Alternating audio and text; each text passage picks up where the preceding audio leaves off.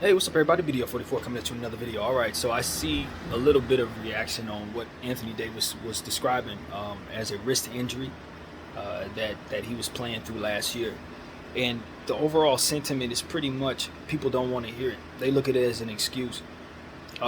It's a reason.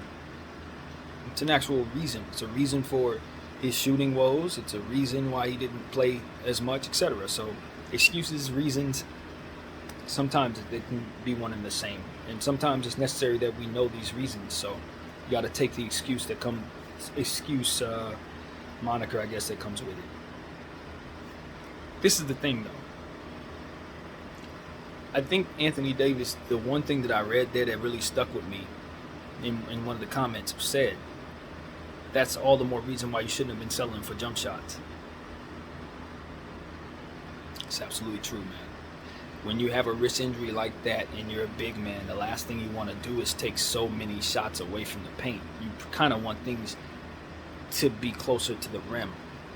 And he did a lot of settling, and I think the settling came from him also supplementing from other injuries. This is why I made the video that I made yesterday, where I was kind of calling for the Lakers to assess him once again. Not trade him for just any old thing, but to assess him, and if a huge possibility comes up and it makes sense, do it. It's because I don't. It's not that he misses more games than the next superstar. It's just that I think it's in his head, man. I think the injury thing is more so in his head than it is a real thing. And although he's gone through some serious injuries, my problem with him is every time he goes down, it's like it's a catastrophic injury. He's reacting to it like it's a catastrophic injury, and because he reacts to his fall downs like that, I react to it that way. I think he might have played into that a little bit, the injuries, by buying into it the way that he has, by it affecting him the way that it seems to have. It's almost like because you act like it's such a catastrophic thing, everybody else is going to act like it's a catastrophic thing, and thus it becomes more of an anxiety thing for people like myself who are watching, who understand how much of the team he represents, who understand, in the cap, and how much of what we do is wrapped up in him being out there. It becomes a situation where just every time he hits the floor, you just feel the anxiety, like, oh my God, is he going to be out for the season? Is this going to be an injury? I don't remember feeling that way when Powell hit the ground. I don't remember feeling that way when Kobe hit the ground. I don't remember, you know what I mean? Like, he's the only star in recent memory that's been like that. Even Bron. And all that Bron means to us, nah, I don't have that type of anxiety when he hits the ground. And I think it's because he bounces right back up. If it's a little pain, he goes handle it. And if it's not that much of a pain, when he gets back out there, he runs it off. With AD, he has to go in the back. He has to go check it out. It's just the whole way that he acts when he gets hurt makes it more of a thing. It really does. And I think I've been kind of giving that some thought, because yesterday I was listening to the video that I had made and listened to it this morning as well. And I'm like, well, at the end of the day, I mean, if it equates to him just being healthy anyway, it's fine, right? Like, let's put it like this. If he and Paul George miss the same amount of games, it shouldn't be me choosing him over Paul George, or me choosing Paul George over him because of injury issues. You see what I'm saying?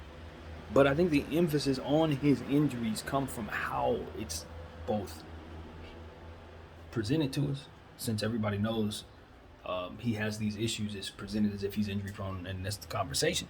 But also in how he handles it. Sometimes he's not as hurt as he acts like he is, or maybe he finds out he isn't as hurt. Those type of things. If it ain't a thing to him, probably ain't gonna be as big a thing to me. That's really what it comes down to. If he trusts his body and he can fall and he can get up, then it's nothing. But if it's a thing where he's falling every time he falls, it's a scene. It becomes more of a thing than it needs to be, and I think we're there. We're well past there. So I don't know. That's kind of how I'm looking at it. Maybe I'm not looking at it correctly, but it's just that's my opinion. But I mean, all in all, now I'm like, okay, well, am I assessing things correctly? I believe at the end of the day, as I look at public opinion, I don't think people are looking at it too much differently than me. In fact, I think people are even more harsh than me. That's what I'm starting to find out, that maybe I'm not as harsh as others are when it comes to AD. People are singing even more serious tune as it pertains to excuses and his choices and how he's handling his body or what have you. At the end of the day, I'm not privy to all that. what I see is the result, and what I have is high hopes for my team, and so that's why I'm invested in what it is that he does and how he handles himself. But at the end of the day, for the franchise, it's just about stability and a good foundation from which to build in a very short window of time, and that's what it's all about. Is this the best fit that can get us the best possible opportunity at a championship? Well, I mean, the answer, of course, is not yet until we finish the vision. But after that vision is complete, is that the best possible one? And so, as I assess that, I say, well, it depends on what moves are possible. It depends on how AD looks and what level he plays at. And I do like the shape he looks like he's in. So I'm poised for him to turn things around and make me feel real good about having him on this squad as our number one, number two, A1, A2. You know what I mean? Him and Bron being the guys. So in my mind, it's like, all right, let's get started. My pessimism, I fight against. But at the end of the day, that's just me. We're going to have to see him, and he's going to prove whatever he proves. So that's just basically where I'm at right now. In the video that I made last night, that was my pessimism. Today, I'm just expressing the truth, which is, no matter what different things I got going on in my head, I don't know nothing about how to view Anthony Davis until we actually see him play. And we're going to get that very soon. So, of course, preseason and stuff like that, I'm not taking into account necessarily. Let guys get worked into their best selves, and then we'll know probably within the first couple weeks of the season what we're looking at in that way. Because I'm not going to be judging them on a preseason game. You're probably not going to see him very much anyway. So, yeah, that's kind of how I'm looking at that. So, yeah, I don't want people to think, oh, Brandon's on this trade AD train right away, and let's just abandon all of this. Nah, no way. My thing is, if Kevin Durant specifically becomes somebody available, and that becomes something that the Lakers can take a look at for Anthony Davis, that's what I'm saying. That would be something I would take a look at and assess based on so many different things, just based on so many different things. It would have to be assessed properly to make sure that that's the right move for the Lakers. But yeah, just in a vacuum, who would I rather have? At this point, I feel more comfortable with the greatness of Kevin Durant, and that's assessing two great players. That's not me saying, oh, this guy's great and that one's not. No, hell no.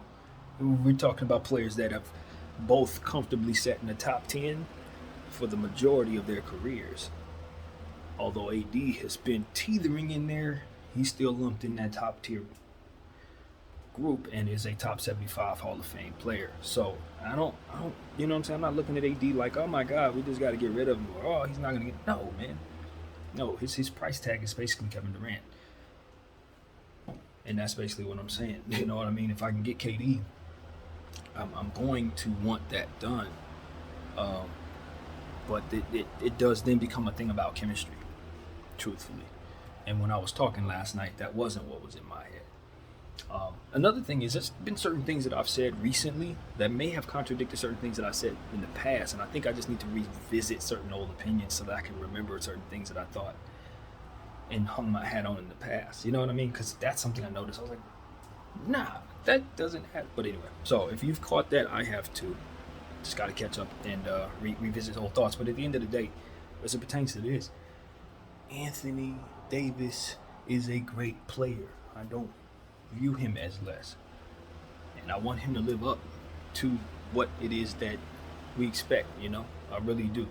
As high as the expectations and ridiculous as that may sound, I believe that's what's in place already, and I want to see him reach that. You know what I mean? That's not something I believe I'm setting for. And so, that's what it is. We're getting ready to put up George Mikan's number. Okay? We're also going to put up Pau Gasol's number. Both this season. I believe Anthony Davis is going to be on the team to see both of those go up. Regardless if he finishes his career a Laker or not, there should be no way he's not dreaming of getting his number put up in one of these new teams that he's been a part of. Whether it be ours as he remains here or the next place if for some reason he's traded. He needs to be thinking about how he can get himself in a position to have his number up in that particular place here at Staples or wherever he ends up, because at the end of the day, he's not. Whatever he did in New Orleans, they're gonna have to, they're gonna respect him the way that they do. It's already done. 9 years there, they should honor him some way. But going forward with the Lakers, yes, he's won a championship. Am I certain three's going up right now? No, three's not going up right now. Simple as that. Cut and dry. It's not going up yet. There's more to do. There's more to do. And so he needs to be thinking about that and making that happen. And so it's like, and a lot of times it's like, maybe depending on the personality, maybe a person will be like, oh man, you know what I mean? It's at this point, it's just like not possible. Maybe I can't. No, you definitely can. With the talent that Anthony Davis has, he can get up there. He can 100% get up there with Powell, with George Mikan, with Kobe, with Shaq, with all the guys that we got up there. Kareem, Magic, Worthy, you know who they are. If you think Anthony Davis can't get up there, you're wrong. It's just about him believing he can get up there. And it starts with him, obviously health-wise, not having so much of an emphasis to live up to what people think should be done health-wise, but more so taking care of his health directly. And what I mean by that is that wrist injury that he held from us, don't do that. Old school guys used to do that. They had a different way of doing things. But in the new school, that's just bad strategy. If I'm being completely cut and dry, that's just bad strategy. You got to be smarter about your health. If you got a real problem out there and it's hampering your game, then you need to sit so that doesn't become a problem for the team. The team already had plenty of problems. The last thing we needed was him shooting 16%. Those were shots that could have been going to other players. We needed other players to get better. We didn't need him out there taken away from the team. And because he wasn't as forthcoming with his injury, he kept launching them out there as if they're supposed to go in. No, brother, they're not going to go in.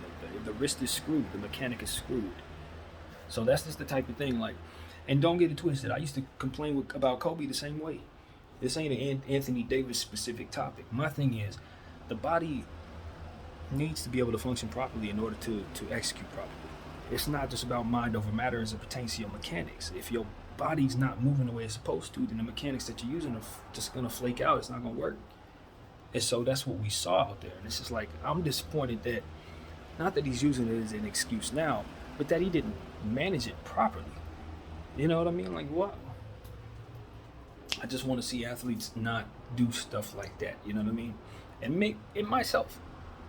I worked in that way too. Sometimes I allow my emotions or different things to affect the actual strategy of what I'm doing, and it doesn't work in my favor, which is why I feel like I'm qualified to say it doesn't work for you either. You gotta let the emotions and the ego and those other things that get in the way of the strategy of from which you're working, you gotta let those things go so that what you're trying to accomplish and get the best strategy from within what it is you need to do. If it means sitting down for a couple of minutes and letting something heal, then that's the right way to go.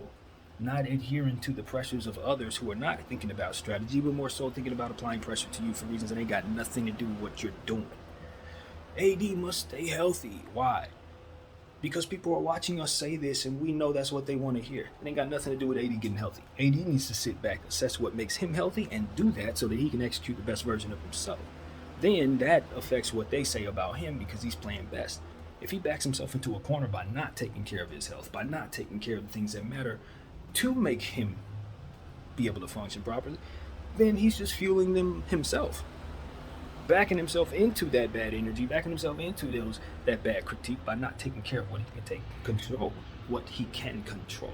That's what I'm saying to you. So that's not limited to AD, that's all of us. We all have to know what helps our situation and use, whatever chess pieces get us there. This is chess, not checkers. So that's basically what I'm saying. Let's be smart about how we handle our health specifically.